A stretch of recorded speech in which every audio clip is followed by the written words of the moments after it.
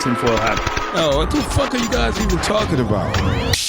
Global controls will have to be imposed, and a world governing body will be created to enforce them. Welcome to Tinfoil Hat. We go deep, homeboy. Aaron, open your mind. Drink from the fountain of knowledge. There's lizard people everywhere. That's some interdimensional shit. Wake up, Aaron. This is only the beginning. Dude, you just blew my mind. Are you ready to get your mind blown? Revolution will be podcasted. All right, welcome to Tinfoil Hat, live from the Wise Wolf Gold and Silver Studio. Go to samtriple.gold, use the promo code TINFOIL, and you too can get in the precious metals game for as little as $50 a month. Precious metals sent right to your house. We're very excited to have our next guest on, man. He's done a lot in his life. He's been on a spiritual journey, and he's here to tell us about his company, about the things he's learned in life. Please welcome Ron Morrett. How are you, sir? Thanks, Sam. I appreciate you having me on your show today. Always a pleasure seeing you and coming with you live here today. Fantastic. I love it. Ron, where you podcasting from right now? Right now, I'm in Pennsylvania. I just flew back in from Florida yesterday, as a matter of fact. And I summer in Pennsylvania. I winter in Hollywood Beach in Florida. And I'm back in the silver-coated skies of Pennsylvania right now. I'm wondering what it's like where you are. I love skies, Pennsylvania. Anyway. I'm from upstate New York, and it's basically the same country. I love that area. It's nice. If you ever want to buy a house, you can still afford it in some parts of Pennsylvania. Pittsburgh's really nice, dude. Philadelphia is nice. It's getting a little weird, but Philadelphia is nice. I like Pennsylvania. I love Florida, too, dude. Florida is like... It's like, I think all the Florida man and all the crazy stuff with the meth gators and all that stuff is just meant to scare people from from going to Florida. It's kind of like Los Angeles. You know, they demonize the valley, and then you move to the valley, you're like, actually, this is pretty good. It's wonderful. Absolutely. It's wonderful. It's quiet. You chill. You don't have to deal with all the craziness. So, Ron, very excited that you're here. For those who may not be familiar with you, can you tell us a little bit about yourself and where our listeners can find you? Sure, absolutely. So, Ron Morrett, I'm the CEO of a company called VibeMedX, VibeMedX.com.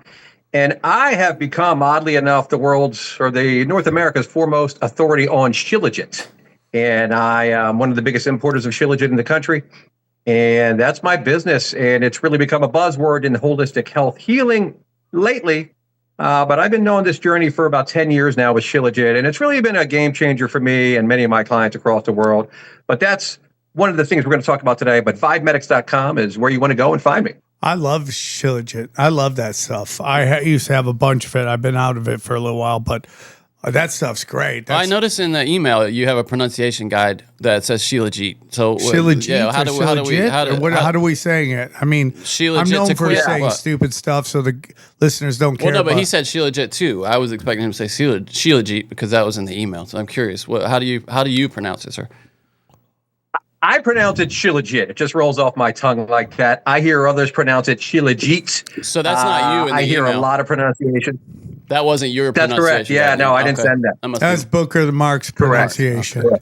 So what is this? Shilajit? Yeah, I think that may have been Mark. Yeah. Shilajit. All right, so go for it. We just want to tell our friend who speaks English in a second language what this is. All right, so Shilajit is a mineral pitch resin. Okay, it's super tar-like. So I can show you guys here. This is what it comes in. It comes in a brick. Let me get on the camera here. Yeah. This is how I get it. It's a 500-gram brick, and it's really like a tarry, sticky substance. Yeah. It comes from super high elevation in the Himalayan mountains, through Pakistan, Nepal, India, up into the mountain regions of Russia. Found in super high elevation. And this stuff has been inside of the earth for millions and millions of years, kind of marinating in there. And it's a key piece of Ayurvedic medicine that they've been using in those parts of the world for a millennia. Like they've been using this since the beginning of time. It's literally written in Sanskrit text known as the vitamins of the gods. I mean, they talk about the medicine Buddha using this mineral resin medicine. And it's been around being used forever, much like a lot of Eastern medicine that we are not used to here in North America and in the Western society. But it's a game changer for so many. There's wonderful benefits, and I can get into all that as we go along here as well. So what is your journey into discovering this?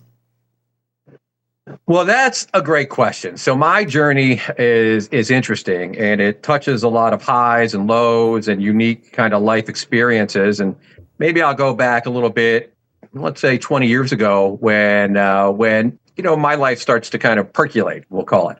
So I'm a owner of a tech company at that point, and I come from a modest background, middle class, typical, average, I would say, American growing up. I start to find some success, and I have 50 employees in my company. I start, making real wealth and money. Turns into me becoming a multimillionaire and really flowing in abundance. At the same time, I'm a little crazy, at that time, and I don't really have the wherewithal to comprehend what I'm bringing in, and I'm partying, and I really start to kind of spin out of control and party like a rock star. I mean, I would say I was the Wolf of Wall Street, probably Wolf of Main Street before that came out, living a life of debauchery, living a life of drugs and alcohol. And I think a lot of it, as I grew up, I look back and I'd look into the culture that I looked up to, what I thought success was, and it was filled with gangster shit. And I thought I was a gangster. I wanted to be a gangster. And then you give someone like that money and you give them tons of cocaine and alcohol, and shit just went wild for me. So yeah, I'm living that type of life. Yeah, go ahead. Yeah, I live that type of life as well. It's well documented. I talk about my crazy days.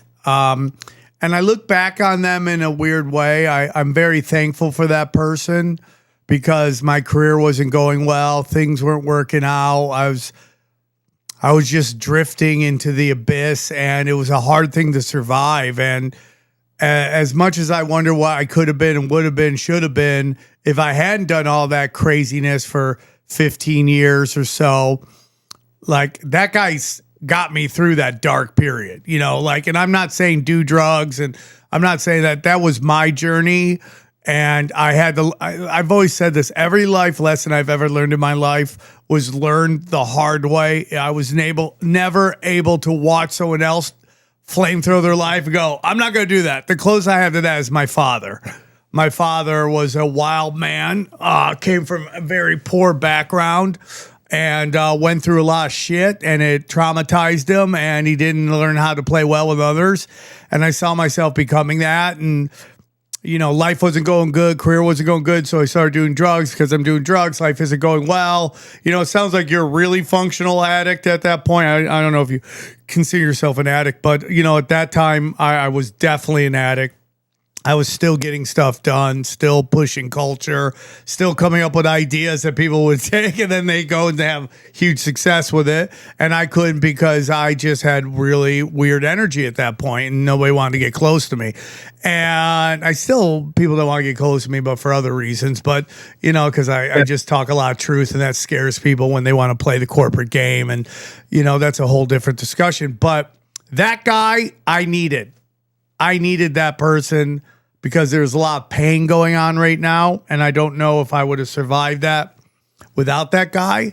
So I look back on saying, like, that dude taught me a lot of lessons that I'm very thankful for today. And I'm able to go to other people who are suffering through drugs and alcohol and other addictions and help them get through that based on what I did. So that guy's important. Yeah. Oh, man. So well said. And thank you for that, because, it's such a unique journey to live that way. And then to be able to have a conversation like this now, when I was going through that, I was so out of control, and it was fueled by cocaine and millions of dollars. And then so the party never ended when I was around. And for years afterwards, I hated that guy. It depressed me, and it was so hard because I was so angry at that guy, and I was so angry at myself.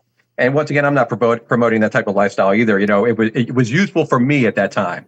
And now I look at it in such a genuine, thankful way that I learned so much, and I got into the entertainment world. I got into athletes, entertainers, managing who's who of the world. So it was super interesting and powerful and unique.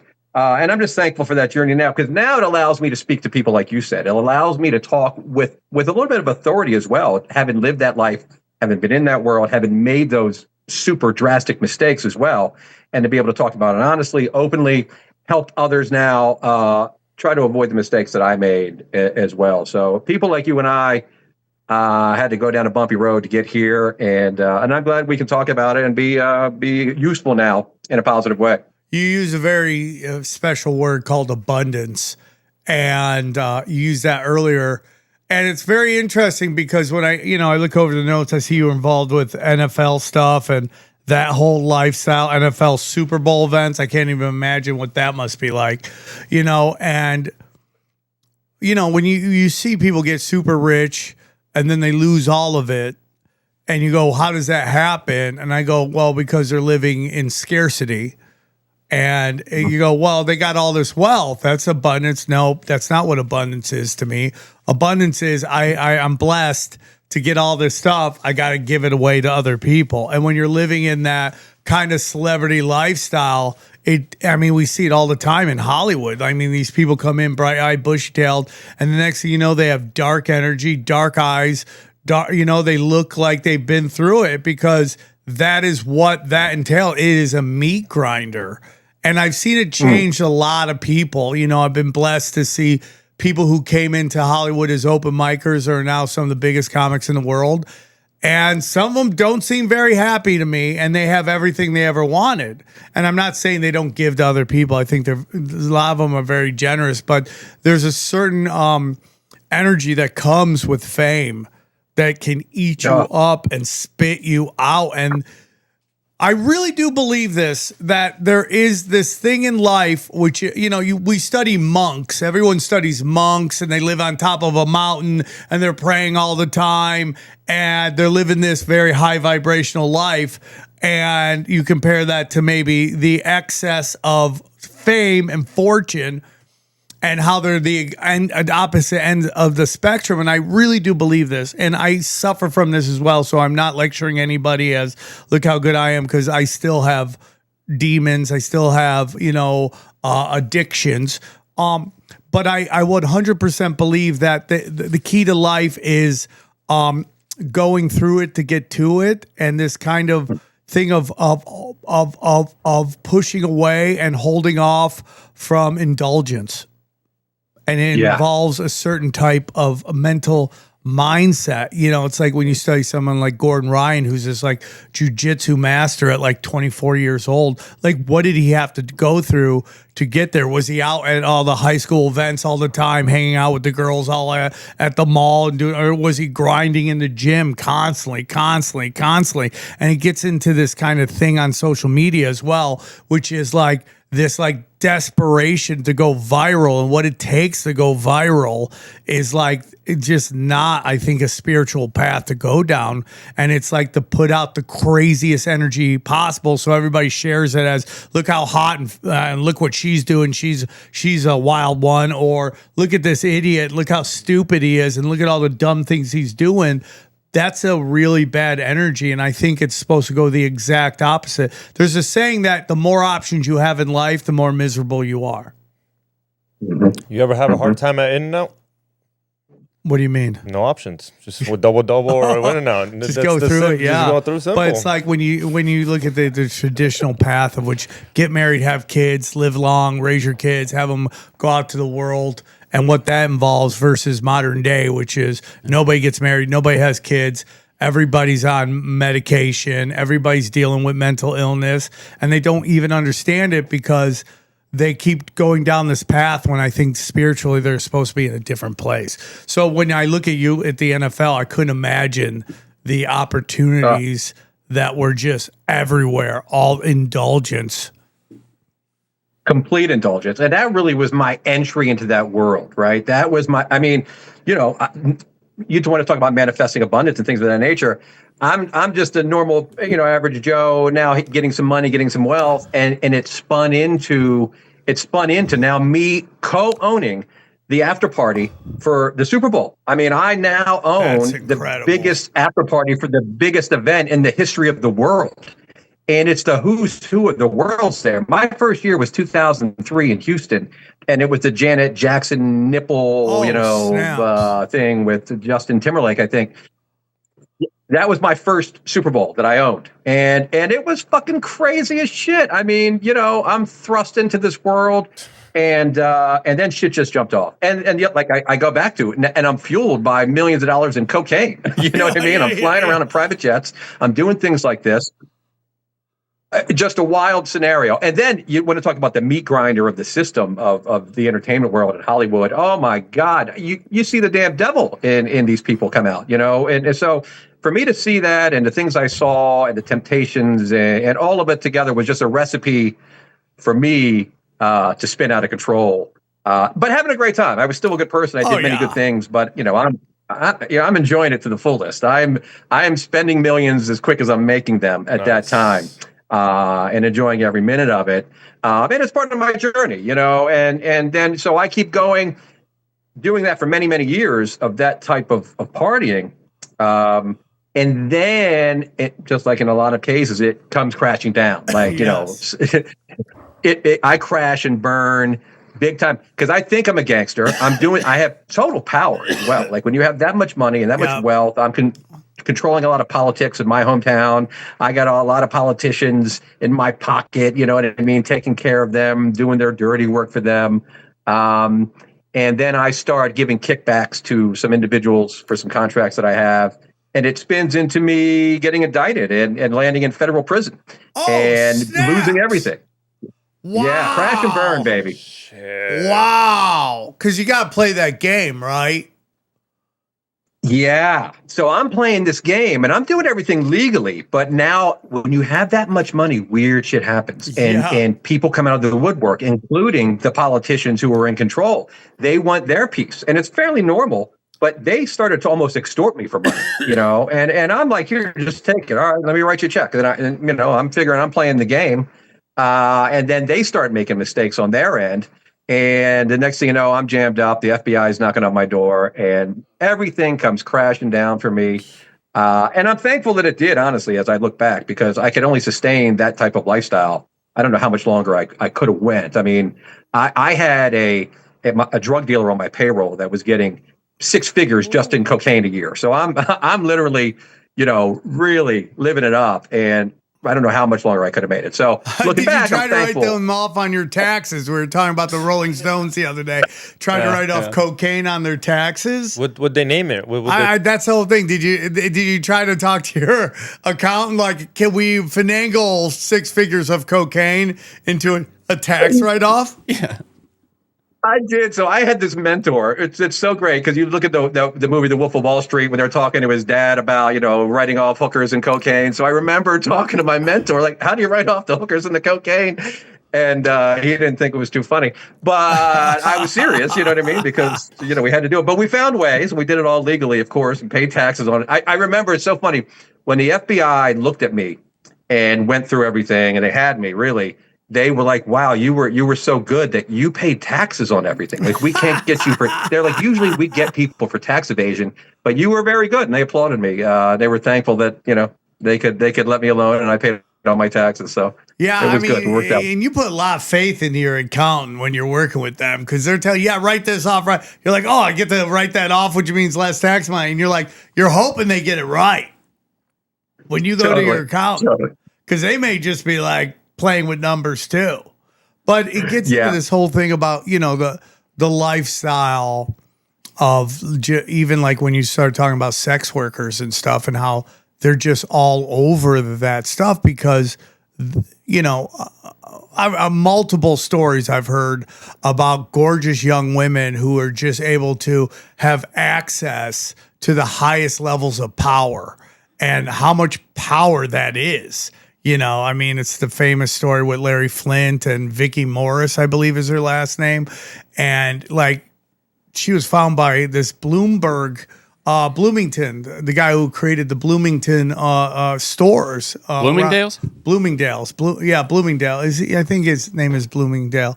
And man, she went from like 18-year-old to hanging out with the House of Sod. And like our view of sex and all that stuff is so warped because it really is energy. And it is. Right? And it's just like you look at all these famous people being taken down by sex scandals. Yeah. It's so powerful and it's so energetic, and both ways. I mean, the industry feeding off young women, and stealing their energy, and then vice versa as well. It's such a unique place of power and money and fame. It's such a mind fuck.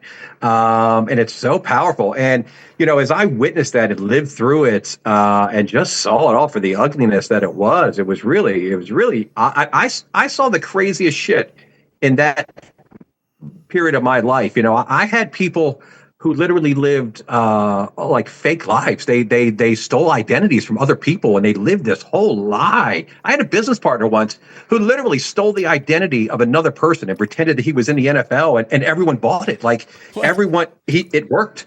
I think I was the only one that figured him out. You know what I mean? After years of just like looking at things differently, I figured this guy out. But you find the wildest people. And even all the entertainers and the stars that I met, I mean, it was just so odd, the oddness surrounded by all of them. And it was because of the power and the fame and the money. And they didn't know who they were, So it was really an interesting experience. I mean, I remember once I was at a Hugh Hefner's birthday party singing happy birthday to Hugh Hefner. Wow. Nice. Oh, dude, you want to talk about fun stuff. I mean, that was a moment. I was like, wow, this is some good shit. You know what I mean? Wow. I'm sitting here. Where'd you grow up? So I grew up in Pennsylvania, in Harrisburg, Pennsylvania, and between Pittsburgh and Philly. Grew up a Steelers fan. Had Steelers season tickets for a long time, and but just a kind of a regular guy. Not always regular. I was a little different growing up, but I didn't grow up in Hollywood or in the system or from a lot of money. And for me, spinning all this into what I did was pretty unique. But also, like I keep going back to it, it was out of control as well. And the arrogance and the ego that I had built up because of that. And it's all on me. Like I don't glamorize everything I've done. And I certainly realize all of my faults and issues that I had, probably deep childhood trauma, I'm sure, that was lingering, that all came out once I got a lot of money thrown at me, so it's a wild ride, this earth school, this realm we're in. Yeah. And it's interesting because, stand-up comedy is my thing, and I just meet these people, and they're just almost psychopathic level of focus and drive. And at the end of the day, it's manifestation. They are manifesting these opportunities to come to them, putting the energy out. And, and I say this all the time, quote unquote, bad people, I'm saying in air quotes right now, bad people can manifest as well. And, the problem is that when you are that person, you manifest it, and then you don't do the abundance part, which is to give it all away, to give it away. That's why I believe Rogan's where he's at, because he does give it all away. And, they've tried to take him down 1,000 times, and it just never happens because he's just surrounded by people that love him because they realize the opportunity. Then you see other people out there that got very big, and then it all crashed and burned because they weren't authentic. And authenticity, you bring up this guy with a fake ID and a fake personality, and leave Carlos Mencia alone. Yeah, I mean, even his name is fake, and he gets to the highest levels, and then it all crashes and burns because he didn't take care of people along the way, and like everyone that worked with him after they were done hated working with him. And I mean, and not to like fight you on that, but I think either way it would have came out eventually. I think him just being a dick made no, that's what I'm talking about. Okay, yeah. So this guy who's faking being an NFL player playing this game, it's not authentic. Yeah. And the strongest force in the universe is authenticity right now. It's the strongest force. It vibrates at the highest level. It's as rare as it's ever been, too. Oh, in this day and age, Yeah, yeah. and it's like Thomas Sowell said one time. He goes, in a society that demands, and I'm paraphrasing, but in a society that demands, perfection, only liars can, thrive, and it's just the truth. I mean, Johnny, I keep begging you to watch that Pee Wee Herman thing, but he kept doing It's all just these so things dark. he wanted to do, and then all of a sudden, he finds this character that's a kids show. And it's not him. And he gives you little clues into who he really is, a cutthroat business guy that will cut you out for $1. He even admits it if he had to step on a bunch of people to get there. Where's this at to watch? It's on HBO. HBO. It's very interesting. But, so then eventually it all crashes and burns because he's not being authentic to who he is and he's winning at all costs. It always comes out in the wash. That's a real reason why I'm brutally honest about all my character defects. Yeah, be hard to blackmail Sam Tripoli. Yeah, I am. Oh, you mean the thing I just made the joke about 3 years ago? Okay. Yeah. I mean, I own everything I do. I'm a complete utter weirdo, but And not that you copied him, but you know what that reminds me a lot of? Eminem. When he does that rap battle, Yeah. where he raps about himself and he's like, "What are you gonna say about me?" And the guy's like, "Yeah, nothing. You're right." 100%. Guys, we are having an epidemic when nobody's having babies, okay? You need to have babies, and have a baby, you need a hard hammer, okay? So if you want to be patriotic, you want to get closer to God, you better start having some babies, and there's no better way to make that happen than our good friends at Blue Chew. That's right. Let me tell you about Blue Chew, guys. Hey, guys, do you want to enter the room dick first, okay? Yeah, of course. We all do, all right? Blue Chew isn't just a tablet. It is a cheat code for your crotch. Stronger, harder, longer lasting, like someone gave your downstairs a pep talk and a gym membership. Blue Chew is the original brand offering chewable tablets for better sex, okay? I love it, dude. I eat it, then my dick eats one, and we were double bangers, bro. Double bangers, dude. And we just roam the streets, keeping the city safe for the ladies. And guess what? Everybody's getting pregnant. That's how it goes. Everybody gets pregnant. That's how it goes. We're shooting mad shots, okay? Mad shots. Now, I'm probably down to one a night, but still, that shot is lethal. Bang, bang, He pow. don't miss. Yeah, daddy don't miss. You doing the max combo? Max combo. Oh, yeah. Getting into it.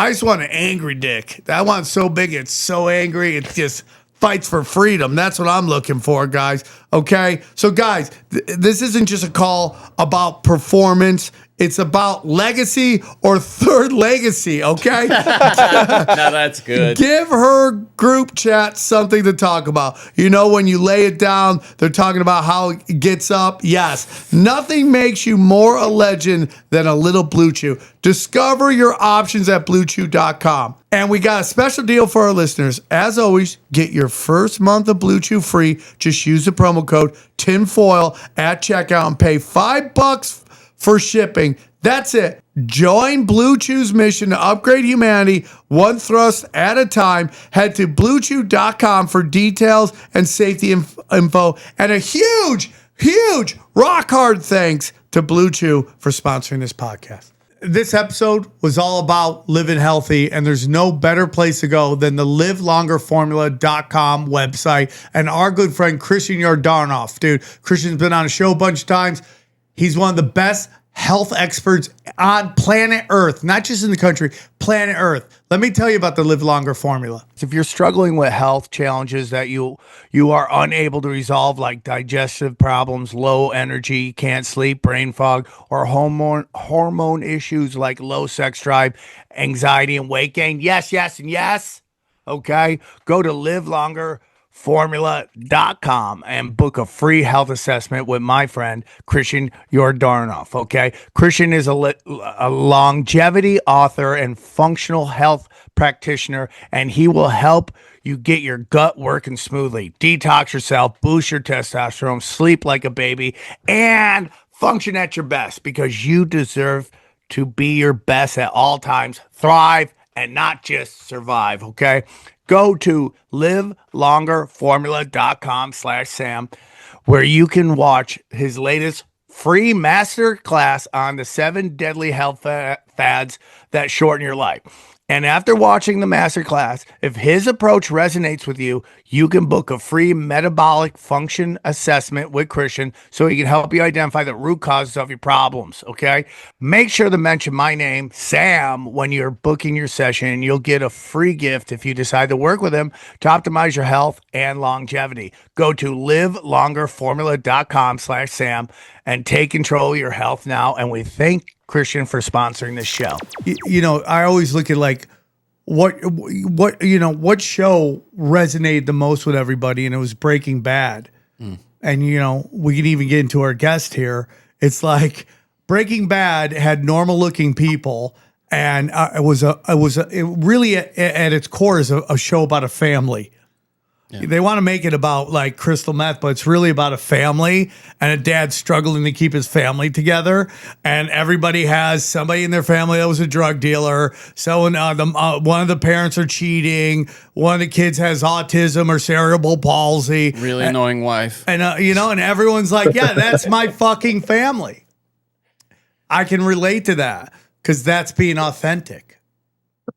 Absolutely. And that's, the key, I think, for us now is just truth, is speaking your truth. I was just talking to a friend earlier today just about, I make my living on social media, and a lot of us do, and I'm blessed that I know some of the bigger, stars, if you will, in the holistic space. But when you get to a certain level, a lot of them often, they lose that authenticity. It's just like a politician. They lose that authenticity because they have to speak a certain way for their audience to stick with them and all that shit. When you keep it real and you speak the truth, that's the most valuable thing that we can do. That's where the money is. And so for us to be able to speak our truth, man, you can't replace that, and I think for us, we almost get vetted and validated in our community, at least, by just being truthful and honest and talking about all of our faults as well. Like I used to shy away from my past, but now I'm like, that's me. And that's my bumpy road has gotten me to where I am. And I appreciate that guy. And I'm thankful for that guy. And I thank him because, man, he got me here. Without him, I don't know where the fuck I am. But I'm here, I'm thankful, and I'm real thankful for people like you that speak the truth in this world, because people don't know what the truth is. It's hard enough for people even to figure out what the truth is inside of them, let alone speak it out loud to others. So, that goes a long way. It's very interesting. I'm in recovery, and I have a sponsor who I love with all my heart. And he would just sit here and laugh if I told you this. I'm probably the only person that's ever gone and visited his sponsor in jail. And he wasn't my sponsor at the time, but he was my good friend at the time, and he was going through it. And this guy knows where all the bodies are buried. And when he got out and he went through more crazy stuff, because people have to learn the hard way, right? I asked him to sponsor me because he knows the true Sam Tripoli, and we're still good friends for a long time. And it's like, that's what you need in your life. You don't need perfection. You need authenticity. And those are the people around you that really matter. And like, I can tell you, because I see a lot of people in Hollywood, they become famous. They stop hanging out with the people that they knew when they were open micers and shit like that. And I'm not saying I'm famous. I'm very famous with a small group of people, but I still talk to everybody I went to high school. I still talk to all the people I went to open mics with. I'm still good friends with the guys I moved out from Vegas here with. So I think that's important. I think it's very important. You see this a lot in Hollywood, where they get rid of everybody that was with them on the rise up, because people don't want to remember where they're from. A lot of people, they want to act like they're always at this place. And when you do that and you get rid of the people that knew you and knew your faults and all that stuff, you invite in sharks. The sharks come in. Yes. And sometimes you might not know this until it's too late. You might realize you're a dolphin in a shark tank. And you're not ready for that fucking shit. I think that happened all day. Right? I think that happened to Kobe Bryant with that pharmaceutical stuff. He started hanging out with these masters of mankind, realized it wasn't what he wanted, tried to stop it, and it's like, bro, you ain't the great white. You might be the king of the court, but this is Earth. This is the world, dude. And they are savages. There's a whole other level. Yeah, you or me on the court. The sharks are swimming. Yeah, the sharks are swimming. I tell you, when I was in it, they are swimming, and they are skilled because their families have done this. You know, that's what I realized when I made money and I made my first couple million or whatever. I realized that I was the poorest millionaire in the room. I looked around, I was like, man, I am trash, because there was levels to this game. And when you get invited to the table, you realize you're at the kiddie table. I was at the kiddie table, you know, and so are all these athletes and entertainers, most of them. And I mean, unless you're a grade A superstar, you're still at the kiddie table. But we're all at this fucking kiddie table with sharks who have been doing this generationally, you know what I mean? And they know what they're doing, and they smell blood. And man, just to see that and to realize that world. So now, you know, I'm thankful that I got to see that world, because I think a lot of us have a view of what success looks like. I thought that was success then, you know, and now I realize that that's not success at all. That's just a false game. It's a false narrative. I don't even know what it is. It's a play game, you know, in Legoland, in this Matrix. And I realize that that's not success. That's just pretend, you know.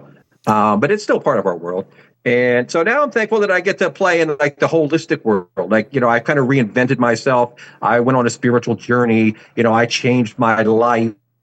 And I did a similar thing where I now befriended a lot of the, we'll call it holistic all-stars, unique group of people, but are all doing really good things instead of being snakes in the water. You know, they're all really just trying to help out mankind and help each other. So it's been a wonderful switch for me. And having gone through my past life, it allows me to have seen that and realize that how false that is, and it allows me to play better here and be a better servant to humanity and mankind. You know, I spend a lot of time in you know, schools for kids teaching meditation and breath work and just giving back to society to the best of my ability.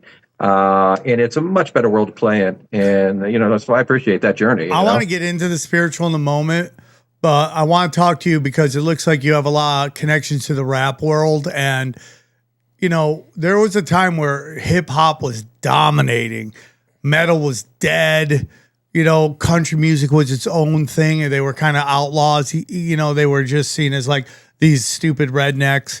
But now, like over the last 5 years, you've seen a complete and utter cratering of that community.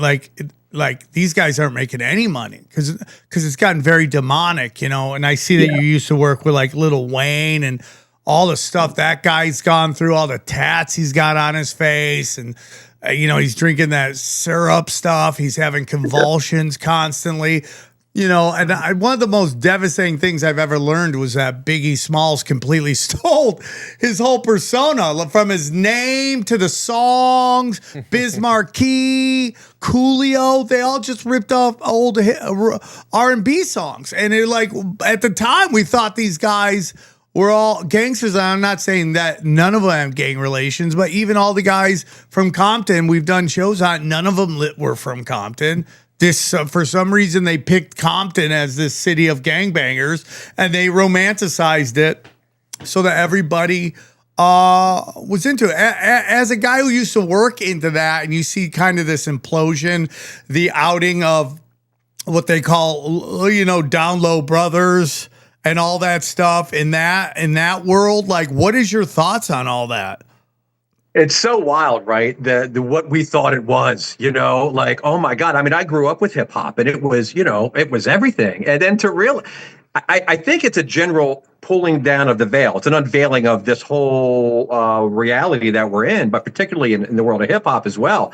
I mean, how fucking bizarre, you know? And I worked with, one of the most interesting things I've done is work with Dame Dash, and Dame Dash is like an OG in the hip hop world. I mean, he's like an authority, you know, right. And I mean, he started Jay-Z. I mean, Kanye's his boy. Like, all these guys look up to him as one of the original guys, and it's mainly because he's so authentic. Dame Dash is one of the most authentic dudes I've ever met, right or wrong as well. He'll tell it like it is, but he's not always right, and that's okay.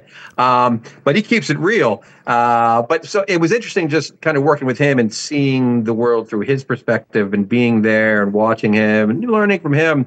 But you know, it's so funny. It's all just a show. It's just a show. Like, you talk about Biggie and all these guys stealing this shit, and even I remember seeing, you know, Tupac and some of his early clips, you know, when he's acting gay, and he probably was, who knows.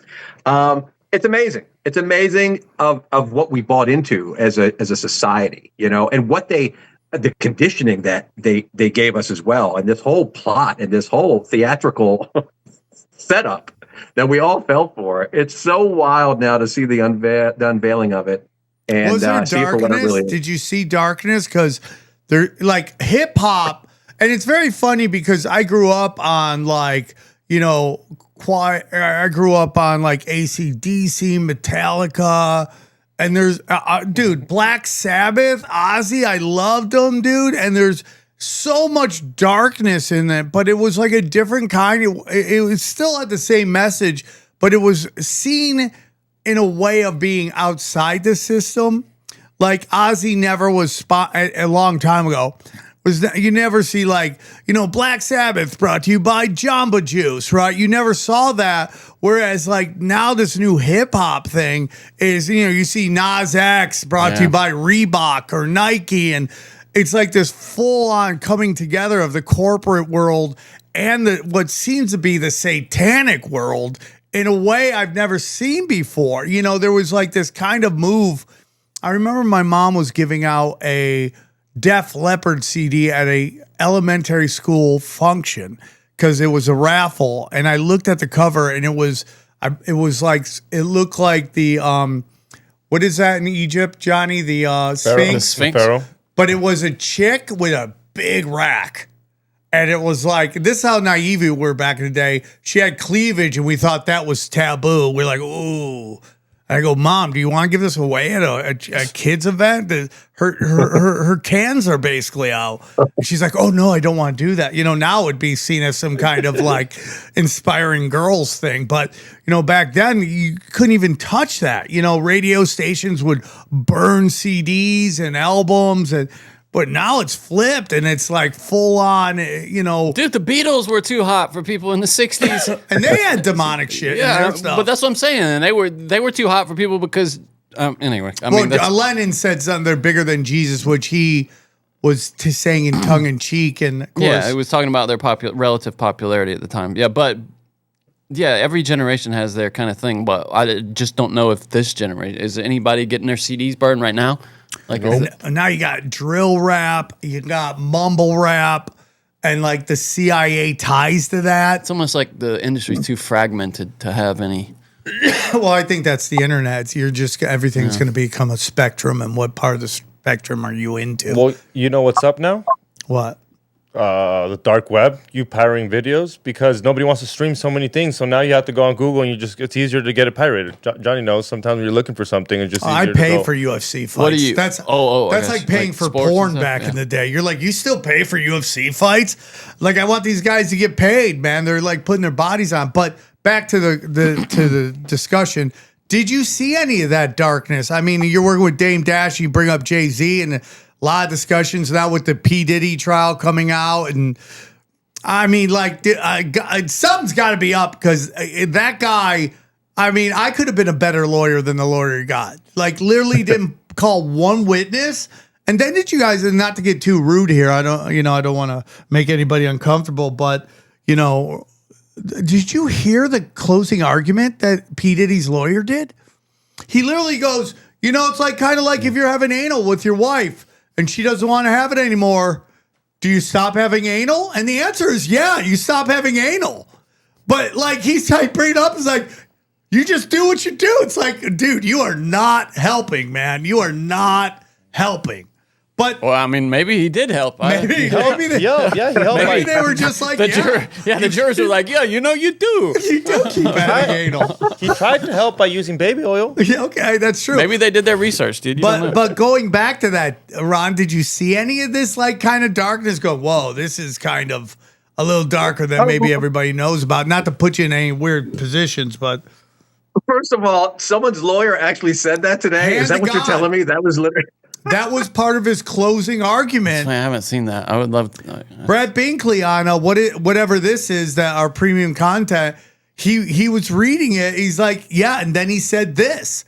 And I'm like, unbelievable. Oh, yeah, because there's no video. There would only be, you have to go read it. That's amazing. Something I mean, like that shows you where we are in this society. That is, I wish I'm going to go back and look at that. That's great. So, but to answer your question, I tell you what my perspective is. At least when I was in the business, is that there was such the people in the business were so naive, and I don't think that they realized the darkness. I think at that point it was more undercover, and I really didn't see it. They were so caught up in their gangster world and the dumb shit. Like it was silly. It was like high school stupidity often. And I'm talking about guys who were doing multi-million-dollar deals as well. It was child's play. So I don't think that these guys knew that they were tied to the darkness like they are now. Now it's out in the open. I think now they're showing us all their cards. The darkness is here. They're like, hey, we're here. We're showing you guys, for you people who are waking up, here it is. And they put it out there right in front of us. But I get a sense that it was probably pretty, common that no one really knew that they were involved with this darkness. I didn't see it like I see it now with such clarity. When you went to prison, what was that like? That was also like a stupid high school movie. It was filled with the dumbest people you could ever imagine. It was just illogical. It was high school. The guys were really not intelligent. It was a lot of drug dealers. It was basically filled with drug dealers. And you want to talk about the dumbest place on earth? I was never scared for anything. I was annoyed every day of the stupidity of the people that was surrounding me. But I did. So it's funny. I befriended a gangster, an Italian mobster in prison, the biggest international drug lord in prison, and like the OG New York City kind of drug kingpin. So I had a nice little core that I kind of bonded with, and do they bring that energy in? Do they still have that energy of like, I'm the biggest drug dealer, or is it that everyone gets maybe I'm stupid for even asking this, but does everyone come in with the energy of being humbled a little bit, like they got caught and now everybody kind of is treated the same, or is that not true at all? No, so it's interesting. It's a great question. So there's like a hierarchy of intelligence as well. So when you're like the mobster, you come in with that presence, unlike, your low-level drug dealer. He comes in with that presence. He comes in like he's a kid, like he's a teenager. You know what I mean? He's stupid. He's mouthy. You can tell his level where he is in the hierarchy, right? You can tell who the OG mobster is. You can tell who the international drug lord is. They all carry themselves in a certain manner. And it shows. So you really don't have to tell who you are. That shows it. So when I came in, I'm grateful that those guys recognized something in me, and that's the kind of the three guys that I hung out with. But when I came in too, I remember. I tell you this. I remember because I was still partying. On the way to jail, I got to drive myself to jail, and I'm in this super badass, $100,000 Jaguar. Yeah, and a friend of mine, my kind of right hand man, drove me to prison. I'm up for like 3 days partying, doing blow all day long. Oh, you're going out with a bang. I'm going out with a bang. And it's a 4-hour drive to this prison. We stop at like 7 a.m., get 2 more 8 balls. I'm driving to this prison. I'm chopping up lines. I'm doing blow. We get to the prison, and I'm like parking this in the parking lot, in the prison parking lot. And I get a CD case back then, and I'm chopping up giant lines to finish the 2 8 balls. And I'm doing rail after rail. And I never forget, this security guard comes over with his baton, and boom, boom, boom on the window. And he's like, what are you guys doing here? And I'm like, I'm checking in. And he's like looking at us, and I'm fucked up. I smell like alcohol. I look like I've been partying for days because I had. And that's how I enter prison. And I entered it with a bang, and it was quite a ride. I want to get into your health, but when you go to your cell, who is your cellmate? So it's funny, when you get there, you go in this thing called the bubble or the pod, and that's where they put the new people. And you go there for like a month, let's say, and there's maybe a dozen, 15, 20 guys on bunks.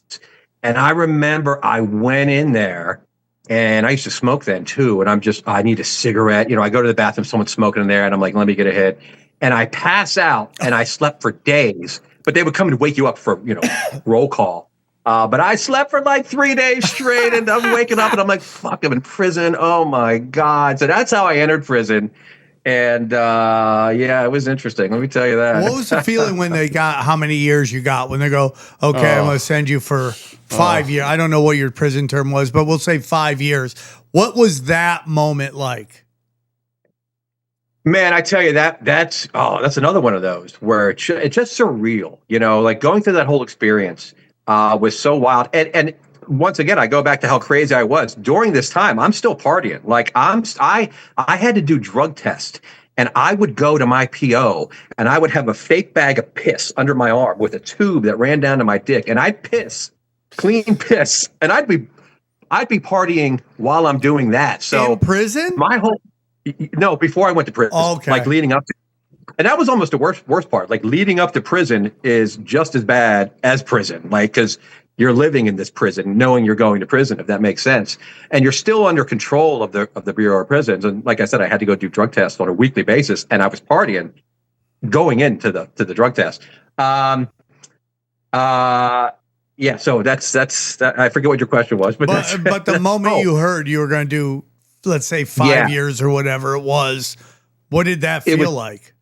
It was 3 years, and your heart kind of stops, you know, because you don't know what you're going to get. I kind of had a general idea, but I'm hoping that it's going to go away. I had John Gotti's lawyer. So I'm still thinking of gangster. I had this girl who got John Gotti off of a murder charge. So I'd fly her in on a private jet, and she was my lawyer here in Pennsylvania. So I'm still hoping for the best, you know. And when he says 3 years, I'm like, oh, holy fuck, you know, I can't believe it. But your heart just drops, and you know, it's a sucky situation, I can tell you. Guys, real quick, I want to tell you about just the chaos. We already have problems at the Fed right now. Everyone's upset with this fiat fractional reserve banking. The money that, dude, this big, beautiful bill is going to kill our dollar. Okay. And there's one way to hedge against that, and that's precious metals and gold and silver and any other precious metal you can get. Let me tell you about Wise Wolf Gold and Silver, and let me tell you about why you need to get in the precious metals game. If you're paying attention, you know that de-dollarization is real. Fiat is fake, and you don't want to be left holding the bag when the dollar collapses. Gold and silver have been money through all of recorded history and are an excellent way to protect yourself from inflation and geopolitical turmoil. That's why I trust my friends at Wise Wolf Gold and Silver for all precious metals. All things precious metals. I love it. I am part of the Wolf Pack. Every month I have precious metals sent right to my house, and I love it. See, Wise Wolf Gold and Silver is veteran owned and A+ rating by the Better Business Bureau. No transaction is too big or too small. You can even roll over your 401k or IRA into physical gold and silver. And if you think you can't afford precious metals, think again. With the Wolfpack monthly membership program, you can get gold and silver delivered directly to your door for as little as $50 a month. As little as $50 a month. You can have precious metals. You start loading it up, man. By the end of the year, you'll have a good chunk of precious metals. Dude, it's crazy. You just go to samtripoli.gold. You can see all the different plans they have. Man, it's like $50. Lone Wolf, Warrior Wolf, $125. Alpha Wolf is $250. And it just keeps going up. Sent to your house. Right there. It's that simple. It's that simple. Easy peasy. Get in, get out, get your gold, get your silver. I love it. I'm doing it. Dude, I'm telling you, all of these affiliates I use, and I use Wise Wolf Gold and Silver. I use it all the time. It's real simple. So if you want to get in, this is how you do it. Wise Wolf Gold and Silver also deals in and accepts Bitcoin. So here's what I need you to do. Okay, go to samtripoli.gold, promo code tinfoil at checkout to receive free constitutional silver. That's right. And remember, in a world of bulls and bears, be the wolf. So you go into prison. Based on your notes, you gain some weight. You're in poor health. You get to 215, which to me is right around where I am right now. you leave, what changes your life? How did you decide to change your life? Yeah. So, and I tell you that for several years, I come back. Now I come back after losing everything as well. So I'm still confused. I'm still like, who am I? Am I the guy that had all this money? Am I the guy with the power and the juice? Oh, I'm the guy who lost all that. So I struggle. I struggle with who am I at this point? And I'm trying to now. She's my ex-wife now, but my wife at the time stayed with me. And so now I'm trying to really just do right by her and just live a normal life, which I'd never really lived. So I'm trying to, put a round hole in a square peg or whatever that's called. And it's just not working for me. And I'm depressed and I'm going about life in just a kind of a miserable way. So at some point I'm like, I got to change it. I got to change my life, So I start to be healthy. I'm like, this is it. I'm going to do it. And that leads me to finding Shilajit. So on my journey to health, I stumble upon this wonderful medicine called Shilajit. And I'm like, and at that point, no one knew what it was. It's a buzzword now, but then you couldn't find Shilajit really if you tried. So I stumble upon it. I become a connoisseur of it. And it's like a springboard for me to get me back into health. The other thing was cutting out sugar and carbs. Yeah, so no sugar, no carbs. That got me going. And then I find Shilajit, which now propels me at a more rapid pace. And that puts me in this whole different alignment and then leads me into a spiritual awakening, we'll call it, and I start deep diving into holistic medicine and all those things that one often does when he starts going down this path, down these rabbit holes, conspiracy theories, all the good stuff. I'm in it, and then COVID happens. Right. So COVID happens maybe the couple years into this for me. And then I'm still married at the time. And my ex-wife now decides to have a threesome with Fauci and Rachel Maddow. So she's getting sucked in to the matrix world of getting vaccines and all that stuff. And during that time, I'm getting pulled out of it and realizing this realm for what it is. So we get divorced and that just once again springboards me into it. Yeah, divorced. Damn. And, and I would like to, I 100% believe that story is probably way more prevalent than people think. Like this kind of split between like people who are still on the mainstream media nipple and those who've gotten off it and go, this doesn't make any sense. I'm doing all this stuff. And they're so smart in how they work. Let's demonize, do your own research. Demonize that, make it seem like only stupid people, it's like war is peace. Doing your own research is dumb. It's all that news speak that 1984 talked about. So, and Jimmy Dore does it, he's like, they demonize, do your own research. Yeah, we used to do that when we were kids. It was called reading. We would read. And here we are, these two separate things. And like the mainstream media, and I love my girlfriend, even when she drives me nuts. I love her so much. But it doesn't matter how much you lie, she gets lied to by them. And how many times I tell her what's happening, she pushes back against it. It comes out true. It does not matter. Every single issue is a clean slate. Start over. They're right. I'm wrong. Work against that. Yeah, it was amazing to see. So now I'm living with a woman who I'd been with through thick and thin. She stuck with me when I went to prison. I mean, she stuck around when I went to prison and lost everything. And now I'm watching her get sucked in by Rachel Maddow. I'm watching the cult pull her away. And she was never like that before. She was very neutral and, common sense filled. And I'm seeing it happen before my eyes. And I'm tripping watching it. And I'm like, what the fuck? And you hit it. You know what they did? They called it, you're the smart. I remember saying, you're the smart ones to her and her, Rachel Maddow. We are the smart ones. These people don't know what they're talking about. They're the morons. And they sold them on being smart. And it was wild to see. So I watched that happen, which was terrible. I had to see that happen and kind of pull my family apart. And once again, now I look back, I'm thankful that it allowed me to really get back to who I was, because I had really forgotten who I was. And I was, trying to fit in this ridiculous world. And now I go full force into the holistic type of world. And I start meeting all these unique individuals I start going down the path of meditation, of breath work, you name it, plant medicine, silent retreats, fasting, parasite cleanses, all the shit, urine therapy, all the goodies. Urine therapy? You're drinking your own pee? Yeah, I've dabbled with Johnny's that. been thinking about doing that. Tell us about it. Well, I tell you what, I was just on another podcast and I thought about it on that one, but so right here, this is gold right here. Where's right there. So this isn't only pee. This is 1 year old age. No.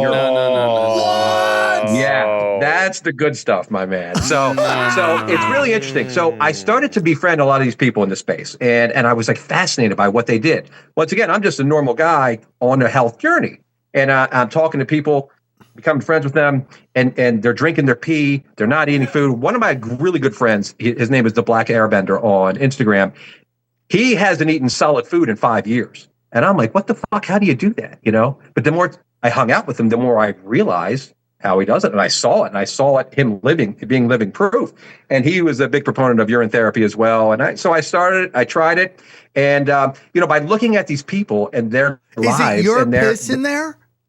Yeah, it's my piss. Where are you storing, what do you have, a winery of piss? Have a swig. It's so funny. So have a drink. Here it is again. So will you take a sip for us?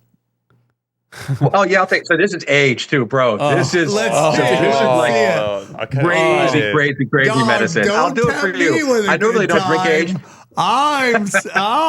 Dude, this. So you don't just go right from the tap ever, do you? Oh yeah, the best thing is your rising urine. Like if you drink your piss, your first piss of the day. Oh, bro, this is like straight ammonia. This is like the nastiest. I might even throw up. Sometimes you throw up after you drink. Just have a sip. This is great. Oh God, I'm gonna do it for you. Okay. Tinfoil. Oh my God, bro. Okay. Oh, dude. So 1 year age.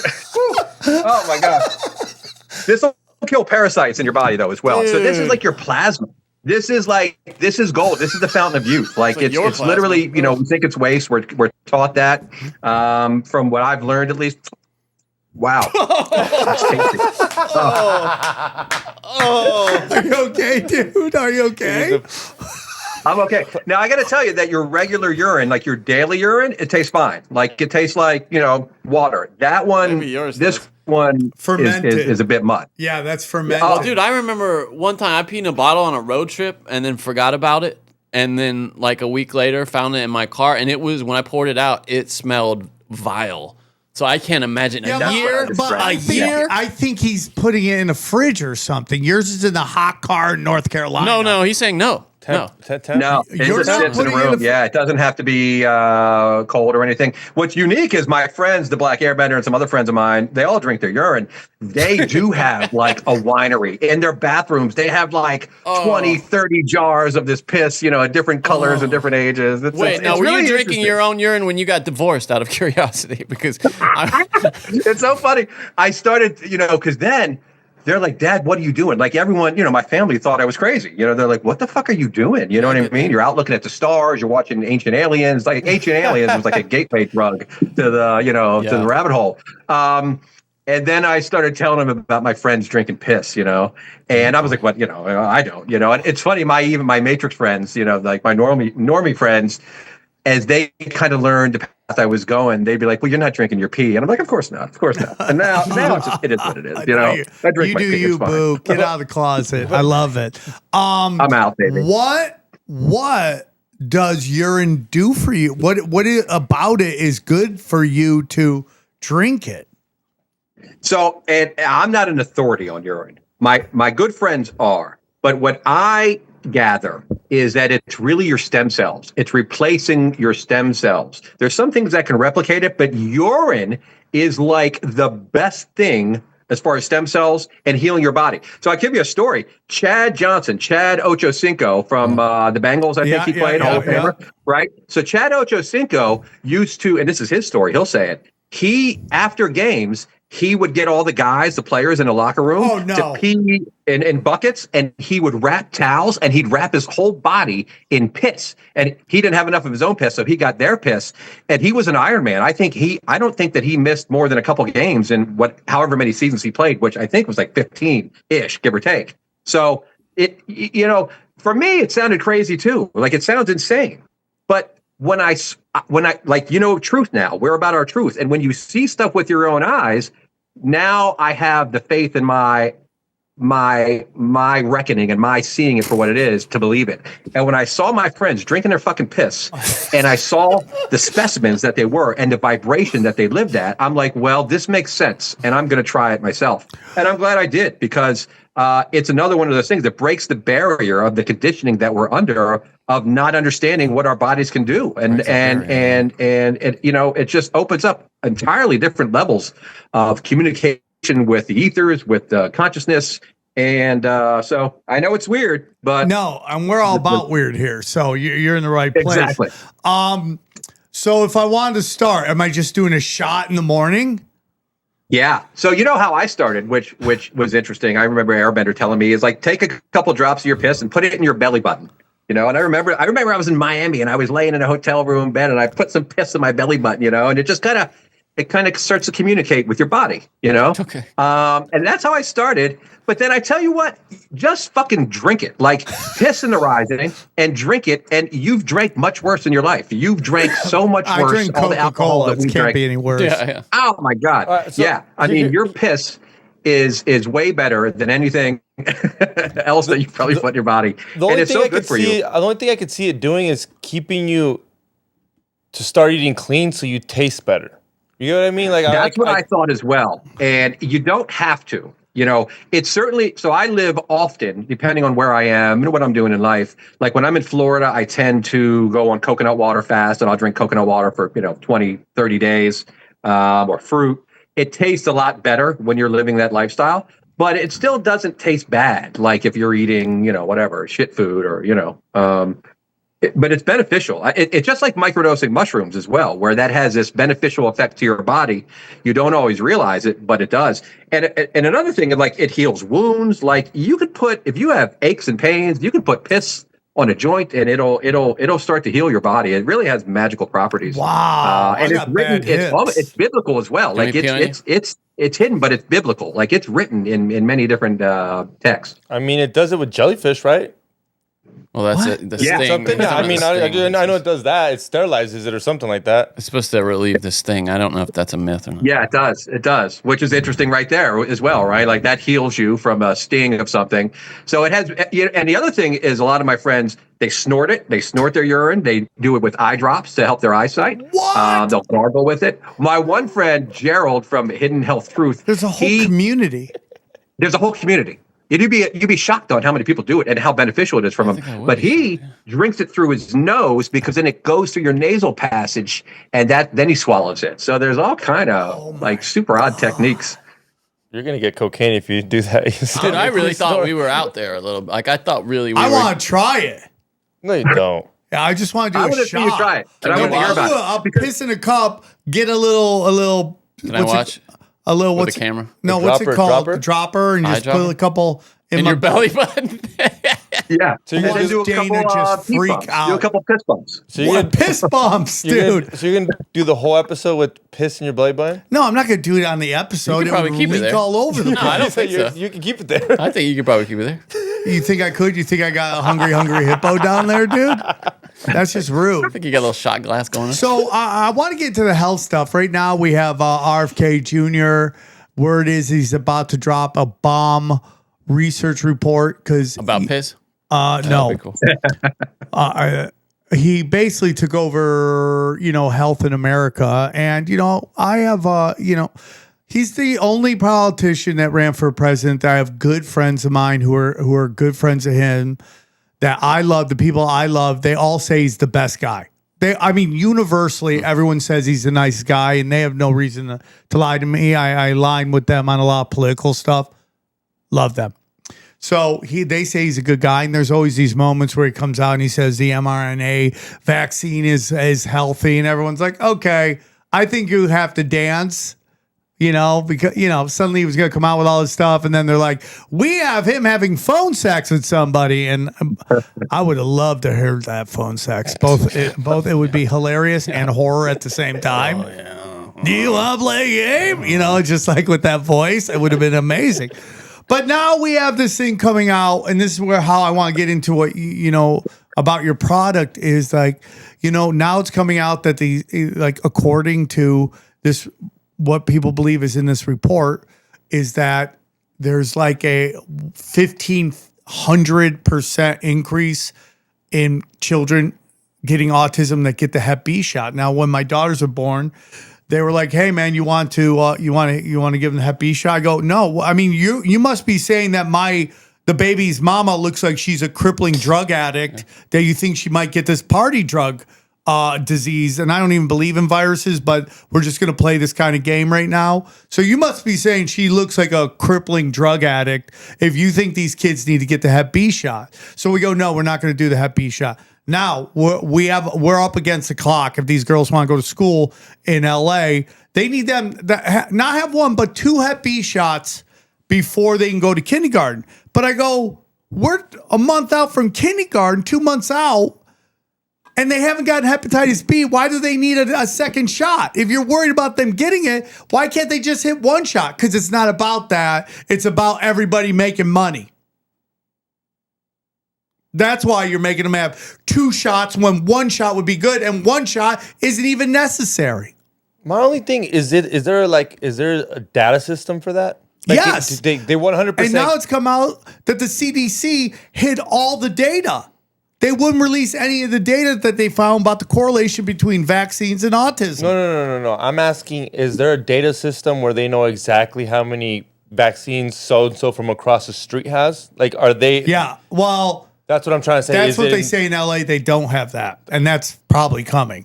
But right now they that's don't what's scary. have that. If they can literally go in like address so-and-so, that. I don't think they have that where you just bring a paper and they kind of trust they you. Just go, okay. Thank you. Yeah. But getting back into health and what you're talking about, all these natural homeopathic remedies, it's just like they're trying to convince you petroleum is what you need inside you to be healthy. And, drinking your own piss, taking all this, what's it called? Shiati? Is that what we call it? Shilajit. Are remedies out there. Every single thing that you have a problem with. I told you guys, I have a bad hip. I went to go get stretched. This guy who stretches goes, "Oh, I'm in acupuncture." He goes, "Where are you hurting?" I go, "Right my hip." He just grinded his fingers into my hip right here. Next day, I felt no pain. Acupressure or acupuncture? Pressure. Okay. Acupressure. And felt no pain. And it's just like, oh, but they want you to go get a surgery. Yeah. They want you to get a fake hip. They want you to do all that stuff. You hear that stuff. so much, dude, with this, like Chinese medicine too, like just shit that nobody acknowledges here. And people go there and it works. I've done episodes before where people, they say even in China, they've hijacked the Chinese medicine. Oh, really? So it's not the stuff of the ancient medicine. Exactly. But yeah, going back to that, like what you're talking about are natural remedies that I think people are so afraid of. And it's just, so the point of this whole rant is that here is a study from the government that will come out. If it does eventually come out, I'm sure they're battling tooth and nail for it not to come out. That's going to say these vaccines have a direct correlation to autism and how everyone knows somebody whose kids has autism. And what are like, and if you go to these mothers, you go, there is a let's say it's even lower, 10% chance your child could have autism naturally at a time before the propagandism of vaccines and big pharmaceuticals. Mothers would be like, nope. No. If there's a 10% chance it's not happening, huge risk. Motherly instincts would kick in. But this programming is so powerful, it's overwritten the fucking natural instincts. We see it all the time. I don't want to have kids. I want to be married. I want to have a career. I don't want to be in a family. I'm going to take this, and it's going to cause me incredible mental instability, but I don't care. I got to take it. It's birth control. Stuff like that. What are your thoughts on that? Oh, yeah, all day long. I mean, our medical system obviously has been hijacked, and it's been hijacked in the early 1900s. I think in 1914 is when the Federal Reserve was made, when the American Cancer Society was made. That's when the Rockefellers really started to take over modern medicine and push petroleum vaccines and all that shit. They also then started to take away all of our natural healing modalities that we had. One of the biggest things that we used in those times was frequency medicine. Yeah. We knew how to work with the body and heal the body by frequency, by sound. I mean, we could go down many roads here. We could go down to some old Tartarian kind of talk with these old cathedrals that were really houses of healing and we're kind of working with free energy. But there were so many different modalities. And it was all robbed from us. It was hidden, it was buried intentionally, and it was replaced and funded by the Rockefellers to get us to where we are now. And look congratulations to them. Well done. I mean, well played. Done. Look at us. We've lost our connection to source. We've lost our connection to knowing inherently what is right and wrong. We've given our authority away to the medical system. We'll do whatever they say. People will do whatever the fuck they say. Your doctor said this. He said that. Take this. Boom, boom. Give your baby 50 fucking shots. It's amazing how far we've fallen as a species. And I'm thankful now, at least that these modalities are coming back, and the internet is kind of hides us a lot and shadow bans us a lot in this field for talking truth, but it's still there and it wasn't there before. So, all these modalities are coming back. People like myself, people like you for allowing these platforms and people to speak about them are bringing it back. And even with RFK, they're starting to talk about it more and more. So I'm super thankful for that. We're still up against it. I mean, our skies are being sprayed every day. Our food's being sprayed with poison. Like, I could go on and on about the situation that we're in. But all we can really do is fight with the tools that we have. And for me, the tools like this, look, I'm open to this stuff, drinking my pee more than I am to listening to some, quack doctor about telling me anything. I haven't been to a doctor. As a matter of fact, I have a new wife and she's pregnant. We just found out. Congratulations. Like, in the last couple weeks. How old are you, sir?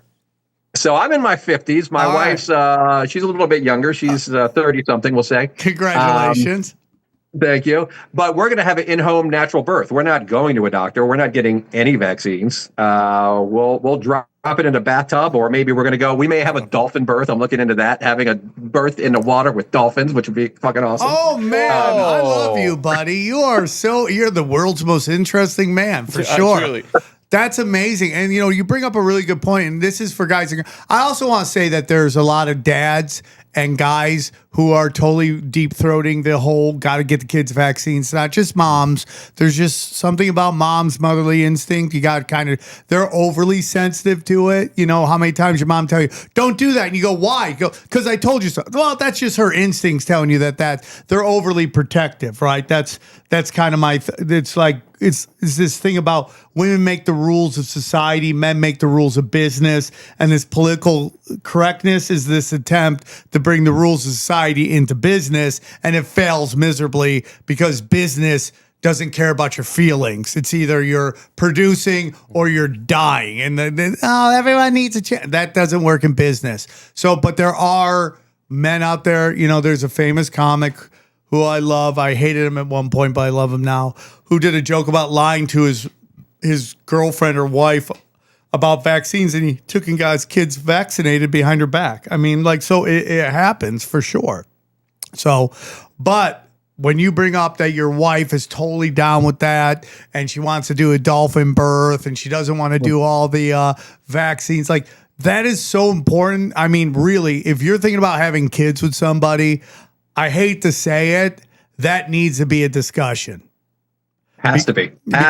For me, in the group that I'm in, I would only even date a woman that's on the same mindset. I mean, look, I would just stay with my ex-wife if that was the case. I just lived in that life and, pandered to her insanity. So I think the best thing for us in this space is that we have a community where it's all normal now.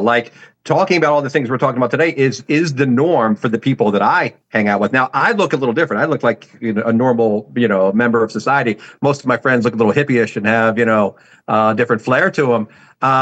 But they all have natural births. I don't know. And none of my friends have been to a hospital having a baby that have had babies recently. So I'm thankful that information's out there. Like, we actually just went to Florida to talk with some of our friends who just had their baby 3 months ago and did it in their house and didn't see a doctor once, because you don't need to see a doctor. We've been lied to with this medical system, thinking we need all these things, and we don't.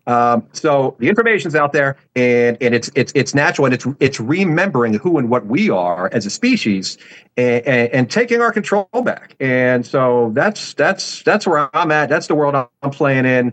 I've kind of checked out of this matrix society and kind of go against the grain, and I'm not going back. So I'm thankful for that, and I'm thankful for the community that I'm rocking with now. So your product, tell us a little bit about it. Yeah, so Shilajit is really, that's who I am. People know me for that. And they also know me for like hanging out with all these cool, interesting people, and who also all kind of use my medicine. And so Shilajit, 84 minerals and fulvic acid. So it's giving you everything that your body needs that you don't get in this society. Everything that's like our food's been stripped of, everything that the soil's been stripped of. We don't get the minerals that we need. So Shilajit remineralizes your body. Shilajit is also an adaptogen. It's the world's finest adaptogen, and that means that it's going to kind of go and take care of things in your body differently than it is of mine. I got clients all over the world, and they tell me the most amazing stories for what Shilajit has done for them. A lot of people I work with have seizures. Shilajit often, I don't say it'll cure everybody, but Shilajit often helps them with their seizures, makes them go away. It cures skin conditions. Its biggest proponent is energy. It's a natural energy booster. The fucking Russian Olympians have been taking Shilajit for decades. And when they used to dominate back in the day, their edge, I believe, was probably Shilajit. So it has so many healing properties. It also, it pulls heavy metals out of your system. You want to talk about the jab and things like that, and the chemtrails that people are kind of getting in their system. Shilajit has an ability to go in and kind of grab those particles and pull it out of your system. So it's really, for me, it's been one of the best things for me personally. On my journey, I noticed it first, and it was the biggest piece of my puzzle to keep me going. And then, like I said, I became a connoisseur of it, and then just became an authority of Shilajit because I got to know the people in these areas all over the world just as a hobby for me. And now they've become long-term friends and business partners. And so I get the purest, best Shilajit that you can find on this earth. And I deal only with small groups of people who have been doing this generationally within their families for decades. So it's been really a wonderful ride for me and part of my journey. Well, if you ever do affiliate programs, we'd love to do that. Put it on our... Well, E10 is the affiliate code that we're going to pump out for you and your community. Bang, we're going to give them a pow. 10% off. Yeah, and super excited about that because I tell you, the other big thing about Shilajit is knowing the difference between good and bad Shilajit now. So Shilajit has become the buzzword in holistic medicine. And because of that, now it's just like Walmart, where now you're getting a lot of fake rip-off, knockoffs, poor quality products. The best thing to know is where you're getting your Shilajit from. Don't get it on Amazon. 95% of the Shilajit on Amazon is Chinese-made trash. So the most important thing is really bringing quality Shilajit to the consumer. And I spend a lot of my time educating my customers and clients and on podcasts just like this on where to get Shilajit. There's some other good ones out there, but I think we pretty much have the best one, and especially bang for your buck. Like their Symbiotica has one, great, super high quality. We get it from the same region, but his is triple the price. So let me see. What's this suitcase you could buy? It's a kilo, baby. So that's a suitcase full of kilos. I also specialize. Yeah, I still got my old drug dealing days kind Ron, of flavor. You're but great, buddy. You're a class act. So is this like a shot, or do you pour on the coffee? How it looks like resin? Yeah, it's a resin. So I give you a little spoon. You can see there, and what you do is you take a scoop. The easiest way to do it is put it in your coffee in the rising and mix it in there. If you drink coffee, boom, it's a great way to remember it.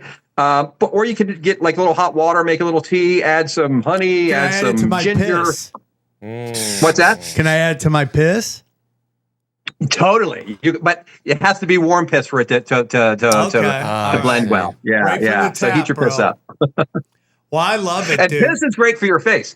Piss is great for. It's like the best freaking skin cream you could ever have. Tried to So tell a my lot girlfriend of that. I'm like, high-end skin creams have urea. It's called, which is really just piss. Yeah, It's piss. that's true. So when I get peed on, it's not a kink thing. It's more of a health thing. Tell yourself that. Yeah, it's a well, good that's thing. what I Yeah. do.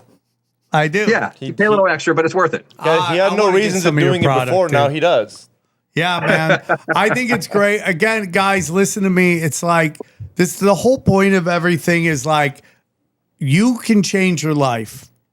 You've looked at somebody who went to prison, went in high on coke, came out overweight, and just changed his life. And it's like, yeah, he was working with Super Bowl people, but we've had people on here that have come from homelessness and done great things. It's like you are where you are based on the decisions you've made and the actions you've taken. And the only person come to save you is you.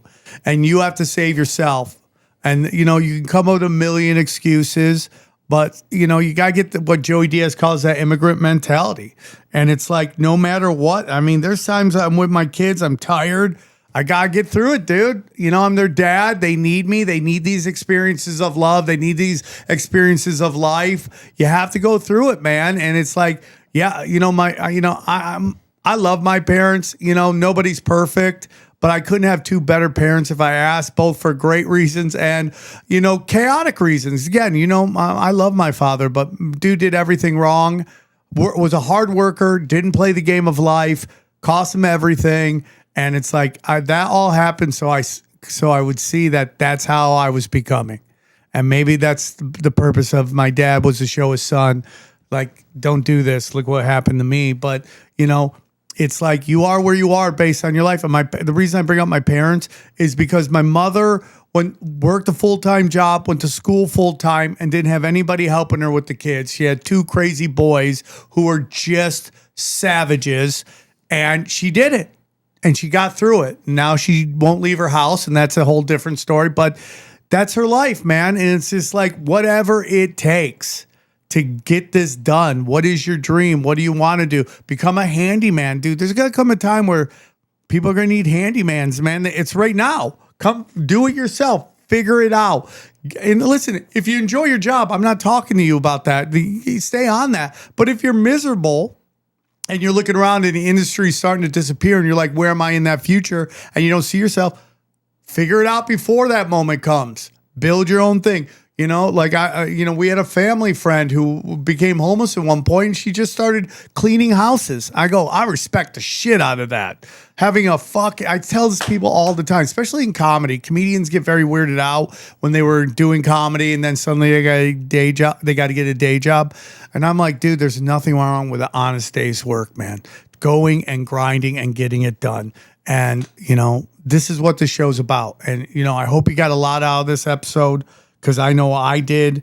And it was a wonderful conversation, Ron. I really thoroughly enjoyed talking to you. You have an open door to come on anytime you want.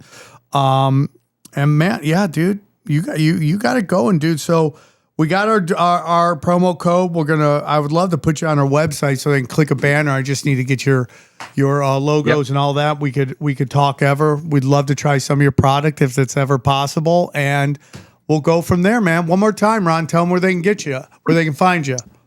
First of all, I thank you guys so much. Fabulous show. You guys are spectacular. And I want to finish it with this. If you change your mindset, you can create a new world. And that's really the key to take away from all this is you can have a new you and create a new you. So I love you guys so much. You can find me at vibemedex.com. And the great thing with what I do with my clients is they can reach out to me. Like I talk to people on a daily basis all over the world. I respond to emails and I help these people out. Oh, Shilajam. My Shilajit business and connections manifested into a festival. So every year I have this festival. It, dude. Oh, bro. So I have like these badass, like hip hop conscious performers coming from all over the country. It's in Harrisburg, Pennsylvania, July 18th through 20th. Mark from the podcast is going to come on. He's going to do some podcast there live as well. It's really a spectacular event. So I got that going, but you can also get your Shilajit there and use Tripoli 10. is the discount code for 10% off of all your Shilajit needs. And reach out to me anytime. I'm going to send you guys a care package as well. I love we'll that. Get you guys I covered. love this stuff. Ron, thank you. You will have unlimited Shilajit. Yeah, Ron, I love it. If you're ever in LA, let us know. We'd love to hook up. And thanks for coming on the show, man. It was a really great show. And we look forward to the next time we talk. And good luck with your event, man. It seems like it would be a really great time, dude. It's good stuff, man. I appreciate you guys so much. Look forward to coming on again. Talk to you guys soon. All right, take care. Let's break down the episode. All right, guys, what'd you guys think of Ron Morrett, or as John, as XG calls him, Ron Moore? I think I got a new routine for my morning now. Dude, let's do it. Let's you down 1 week. No, let's just take a thumbnail, a thimble, shot. and just do our first shot. Are we doing it next week on Tinfoil Hat? We have to come in with our own piss? Because I'm not drinking Chinese and I'm not drinking You yours. can go fuck yourself. Both of you. I'm not drinking my own piss. I'm not drinking your piss. Dude. I'm not drinking anybody's I'm piss. gonna try it. I'm not drinking Sydney Sweeney's piss. I'm not drinking any of your. Have you ever been peed on? It's really great. As a kid, just like accidentally. Yeah, well, that's your friend, like, trying to cross the streams. So how does it feel, though? Because you go, well, I don't know. And then you're like, oh, this is actually not that bad. I mean, it's like warm water, I'm like sure. a golden shower. You don't have taste buds on your feet, though. This is in your mouth. Yeah, but Johnny, we're not asking you to drink an ocean of it. We're thinking a little. That guy had a Gatorade bottle full. Oh yeah, dude, that might have been one of the all-time great That was fantastic. moments on Tinfoil Hat. Where he's like, "Oh God, this is so good for you." It was so good, dude. 1 year age, which I wanted to ask, what happened when you? By the age way, it for a how year? is that not a Saturday Night Live sketch by now? What, drinking your own piss? 1 year aged piss? Oh yeah. Like this piss is from the 1800s. He could be selling that shit, dude. No, I'm down, dude. I am so fucking down to try it. I like getting peed on. It's happened a couple times. I'm like, see, I have a feeling you would like drinking another girl's piss instead of yours. yeah, I mean, I like how you said that's gonna fuel the flames of him being trans because you said another girl. Like you're a girl, another girl's piss. Well, I mean, he's got lip filler already. I know. I got lip feel. I got women's wrist. What else do I got? Internet. What else? But it was great, dude. And it's just like, he's got charismatic energy. Yeah, he's a good. He's a good one. He walks in. He's got high vibrational energy. You can see how he got where he was. And that's why people want to work with him. Charisma.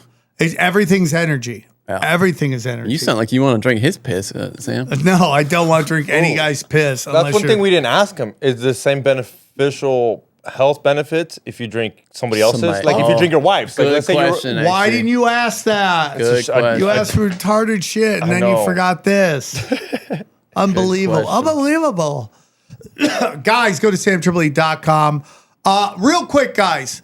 So we had a situation where MailChimp basically, it's not my newsletter emails are all gone. We can't even find the account. What? Yeah, it's gone. Was that part of the cyber attack thing? Maybe. So we've now started a new email list. That's really valuable. You lost all the emails, huh? That hurts. Yep, story of my life. And people are like, well, we didn't even get any emails. So exactly. So I'm working with the website guy. And you will be getting emails. Well, are you collecting emails at T-shirt? Like, do you have an opt-in? Because most websites have a thing where you can opt in after you sell a T-shirt, and yeah, I mean, I gotta get some where they just can put their email. Right, I don't want to write it down. That's what most places do that though. And then when they're checking out, it's like you click like, would you like emails from Sam Tripoli? And I should try that. That's a lot of work. No, it's not any work at all. What? I mean, it's usually built into most websites. Like I bet they have a feature they can just switch on. Now I want to tell you guys something. Every flyer I make, I put Xavier Guerrero on because I think he's gonna make it. And then every day he drives past Home Depot. He's like, bro, I can't make it, dog. No, dude, I can't get there. If I can't go to Home Depot, what am I doing in Nebraska? But you did go to Home Depot the other day, living dangerously. He said it was. He said it's changed too. It's not. It's not your dad's Home Depot. It's not your uncle's Home Depot. It's not your uncle's. It's Home just Depot. sad. Yeah, it's not your uncle's Home Depot. It's just Depot now. Yeah, it's just no Depot, home, dude. Oh, poor Depot. But On the 17th through the 19th, I'm going to be in San Diego at the American Comedy Company. But here's the thing. On the 19th, the Late Show, which is a 9:30 show, which is a Saturday 9:30 show, it is a tinfoil hat comedy night, which means Eddie Bravo, if this fucking... Can I tell you, I'm sorry, I'm going to interrupt you for just, if you want to reuse this, you got to do this straight. So it doesn't, you get what I'm saying? Without like flourishes, jokes and stuff. I don't care, dude. I'm just because people are going to check out the second if they realize they're listening to it in the second episode again. Okay, you get what I'm saying? Okay. So just give me something like give me this part straight where you do the dates, and then add something custom at the end. Okay. And Do you want me to start over? All right, here we go. Yeah, I think it'll work best if we do it that way because it'll make people think they're not. All right, go to samtripoli.com, everybody. Check it out real quick. The email list was hacked or MailChimp erased it. It's no longer there. If you could, please resubscribe to my mail list. My guys who run my website are going to start putting out a letter every week. So please jump on that. Go to samtripoli.com events. I'm going to be in San Diego on the 18th through the 19th.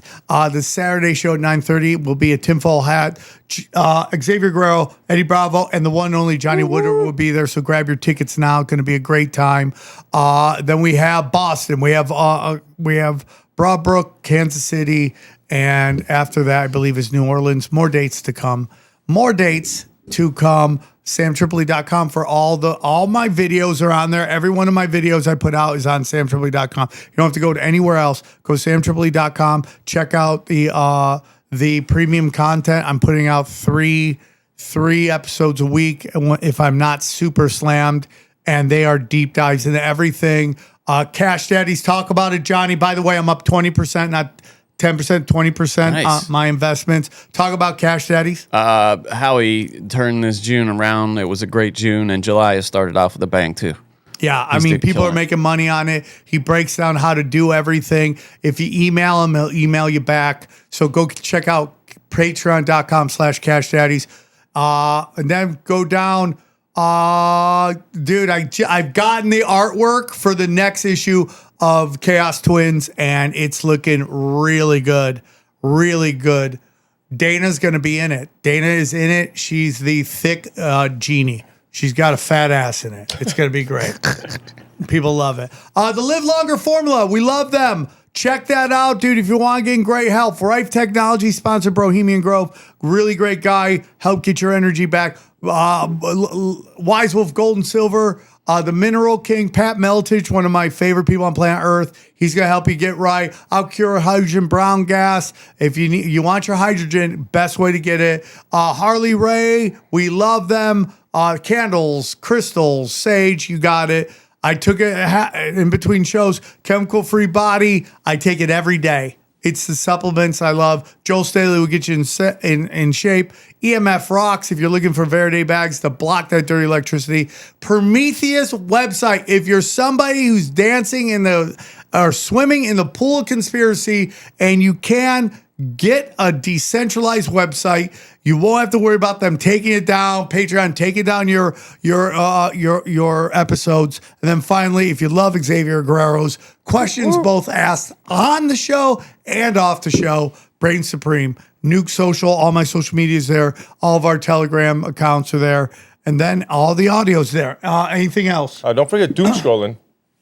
Doom Scrolling. Killing it. I actually love it. It's one of my new shows. I love it. It's a great show. It's the most educational hour. Every Tuesday at 4 p.m. Pacific is everywhere you watch. You watch live streams. It's all there. Dude, it's a celebrity chat room. It's a celebrity. Xavier shows up. All the girls go goo goo gaga. Ask him to get him pregnant. Donut was there the other day. Donut. First time we've ever had someone in the chat that was in a video.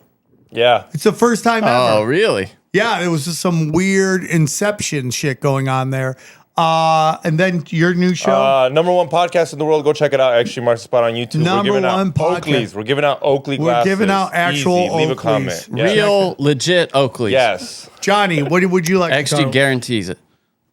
Check me out on Twitter at Johnny Woodard X. And the YouTube is going. YouTube.com/Tinfoil Hat. YouTube is on fire right now. So every episode will be there. There's only 2 places you can get this show in 4K, samtripoli.com and YouTube. So check it out and wish us luck. And let's enjoy these highlights. Here's a clip from the latest Broken Sim. But yeah, respect to Rogan for really holding his feet to the fire on this, because it kind of proves that even a guy like Bernie, who you kind of say like understands the reality of the world in many ways more than most Democrats, is got another blind spot on this issue. But what about the other the other lawsuit with the conversation that they had with Kamala Harris, where they edited the answers that she had to make it look more precise? 60 Minutes, they were suing 60 Minutes. Yes. Is, to my mind, historically, been around for a very long time. They're not infallible, but I think you look at most objective people will say 60 Minutes has a sterling reputation for investigative journalism. Are they wrong? But that's not investigative journalism if you change someone's answers. If you ask her a question and she comes with a rambling answer that doesn't make sense, and you edit that out and insert another answer to a different question that seems more cogent. Joe, then you're walking down, you're walking down a dangerous path. Suing media has the impact of intimidating media. All right, if somebody sues you, all right? This music, by the way. And by the way, just so you know, Joe Rogan's suing CNN. So this is like, for making him look like. And I don't know if Bernie Sanders knows that, but he brings it up. Who, Rogan Bernie does. Sanders? Who does? Rogan brings it up in this. That they tried to make him look like he was sick and lied about him taking music. What now? Are we gonna get dinged because of this music? No. It can't be. I can't imagine it is. If it is, it will snip it. YouTube, dude. Right? Okay. No, but I don't. I mean, what is? It's like instrumental shit. Most of that's old. Somebody sues you. Why not you? You could be sued tomorrow, right? Because you are doing this. You're too sympathetic to this. Right. And Joe, you did that.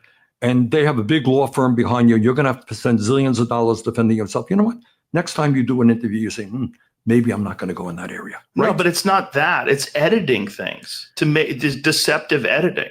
Joe, so in deceptive editing, I don't know give people a different perception of who this candidate is than reality. Right, but you got to explain. But that's not objective journalism. I know, but that's campaigning for that person. Right, but would you agree with that? I don't have those details. I don't know that I agree with your analysis of it. I don't know enough. I think that's universally accepted that that's what they did. And you got to tell me why he is suing ABC. Why he's suing? Well, let's just talk about the 60 Minutes one first. But it's not just. We could go to ABC, but I'm not aware of that one. Well, George Stephanopoulos said something that he didn't like.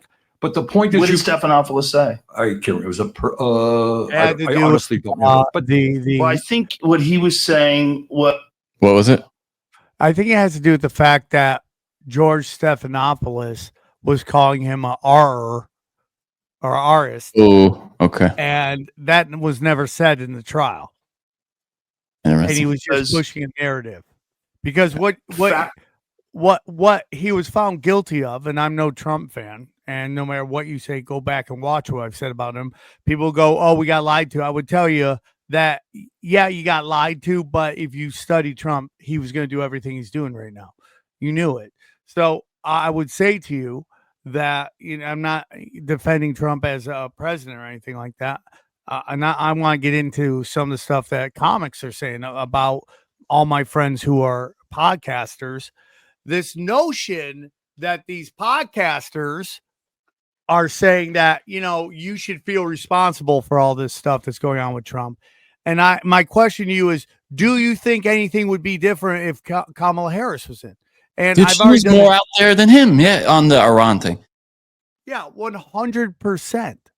And the difference would be, and I've said this on a bunch of podcasts, but the only difference would be that Trump's press conference has all these closeted gays, and Kamala Harris would have trans, fat feminists, and BLM behind her. Those are the only difference you would have. Yeah, mostly out gays. Trump has the closeted gays. Kamala has the outed gays. Yeah, 100%. So, and I would tell you the closet gays are way more dangerous than the outer gays. Oh, yes. The outer gays can't stop virtual signaling. And it's this new thing that I was talking about with people on on Conspiracy Social Club about how conformist the gay community is. It's like unbelievable how they conform to every psyop. They buy it hook, line, and sinker. For people who are talking about how they've lived on the outside and been outlaws and all this stuff, they just, I mean, there's not a narrative that they don't deep throat. I mean, it's literally and figuratively, okay? That, you know, they're the first one to get any medical advancement, let's just say, because we're on YouTube, medical advancement. If there's a march or a protest, they're always there with their signs, everything. They just, I mean, I've never seen a group that tries to live such non-conformist lifestyle that are so conformist. It's the most insane shit to me. It's just crazy to me. So anybody going, and you know, there's podcasters out there who I love, who I respect as comedians, you know, like Mark Maron. I don't know if you're watching his new show called Sticks. It's absolutely amazing. It's a great. Yeah, I started it, and I was kind of not turned on by the previews, but then I started watching it, and I was like, oh, this it's really great. I mean, here's the thing about Apple. They're going to be woke, but they're so good. You really don't understand how woke it is until you're really deep into it. Is that worse though? Is that almost worse? Because it's kind of it is worse, but it's still quality entertainment, right? They're really good at entertaining you. Like Murder Robot drives me nuts. Okay, yes. but you know, at least Murder Robot makes that ultra woke crew look stupid, like they are idiots, and that is kind of why I'm okay with Murder Robot, because everybody in that crew is an idiot. Yeah. You know what I mean? Yeah. I mean, but hold on. I have to send this. Well, okay. I'll do. So no, let me just finish my whole thing. If you have something. No, let me just say something. I love Mark Maron. I think he's probably one of the most underrated comedians out there. And this is from a guy who gets all the, you know, Netflix specials and all that stuff. But his notion that these right wingers that had Trump on are somehow should feel bad about it. It's like, dude, you interviewed Obama, who illegally. If you'd like to hear the rest of this episode, subscribe to Broken Simulation in your podcasting app, or check us out at youtube.com/Sam Tripoli. Go deep, homeboy. Aaron, open your mind.